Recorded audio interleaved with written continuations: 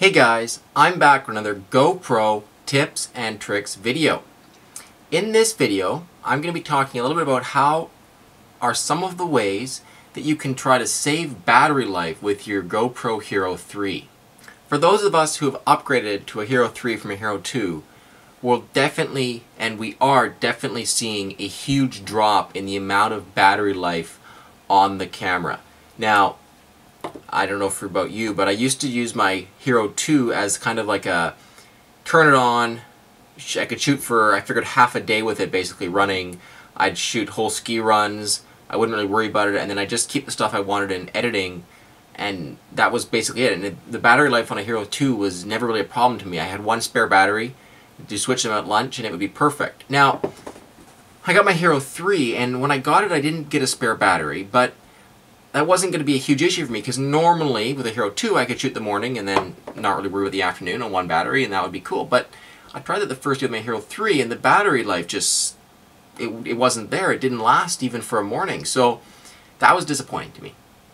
So I've kind of been thinking about trying to make a video here that explains some of the ways that I've managed to get around this and try to conserve the battery life as much as possible.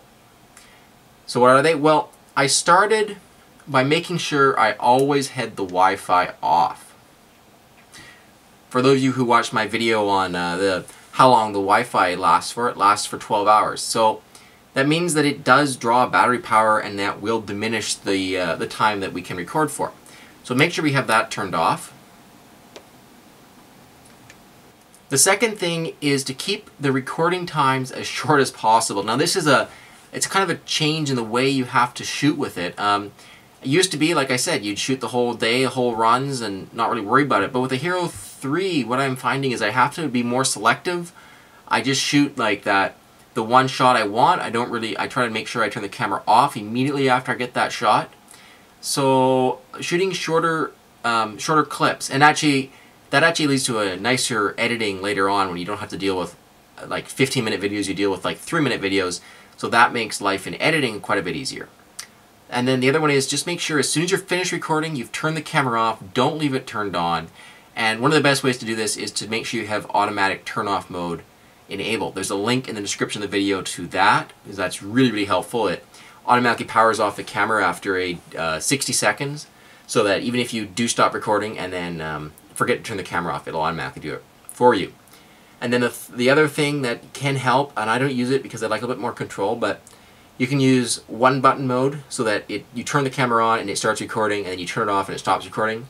That'll just make sure that your camera's only on and it's only using battery for the times that you're actually recording, and it stops it from beeping and blinking as you go through the menu system and stuff. So that can also kind of help save battery. One last thing is that the resolution you're recording at does change the battery life. So if you're recording at a super high resolution, like 60 frames per second, or 1080p at 60 frames per second with ProTune on, you're going to have a shorter battery life than if you're recording at, let's say, 720p at 30 frames per second. There will be a tangible battery life difference there.